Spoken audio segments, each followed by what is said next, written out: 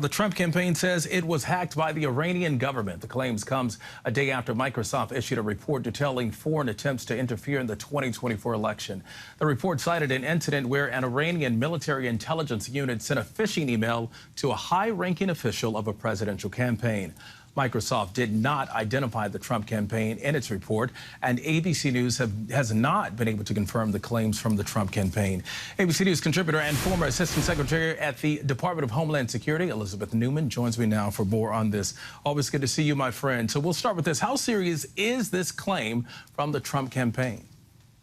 Well, DeMarco, this is a really concerning moment. It's not surprising, but it's a bit earlier than we have seen Iran try to sow chaos in our elections before. Back in 2020, Iran was responsible for a couple of activities in relatively low sophistication in October, just before the election. The fact that we now have Microsoft reporting that they are seeing at least 4 different types of Iranian activity intending to sow discord and confusion in our elections this early is concerning. It's also really concerning this particular thread. They're doing a number of things to try to cause havoc in our elections, but the idea of hacking a campaign and leaking documents, if in fact that is Iran, that is what Russia did in 2016. You might recall to the DNC creating a whole host of havoc because those leaked emails did become public.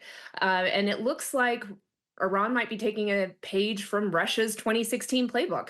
So we're in for some chaotic news environments, if you will, or information environments. It will be really important for Americans to verify the source of their information because it is going to get worse from here.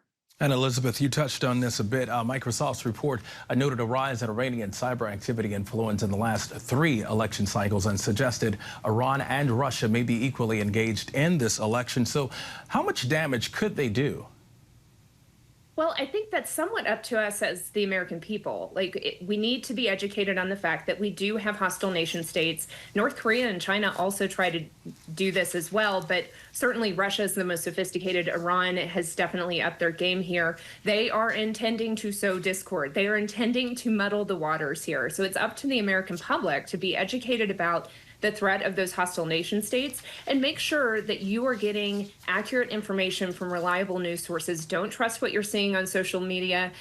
You should assume that some of the activity you're seeing on social media is not authentic, meaning it's trolls from those other countries. And go to reliable locations for information about the election. So your Secretary of State's office or local news, those are some of the most reliable places where you can get information to protect yourself from this chaos that our hostile nation states are trying to sow here in the United States. All right, so we saw something very similar happen to Hillary Clinton's 2016 presidential campaign. If we haven't figured this out in 8 years, and hackers are only getting better every day, how can our elections stay safe from foreign interference? Well, one of the things that we know from the 2016 efforts and 2020 efforts is that so far, hostile nation states have not been able to actually hack into our election systems. So I think it's really important that we distinguish between the election systems themselves. Those are safe. There's a number of efforts that have gone into strengthening since 2016 local election administration, making sure that things can't get hacked, making sure that votes get counted, that there's a paper trail backup. So if computer systems fail, I feel very confident about our election systems. Election interference, though, which was really the core of your question, that is much harder.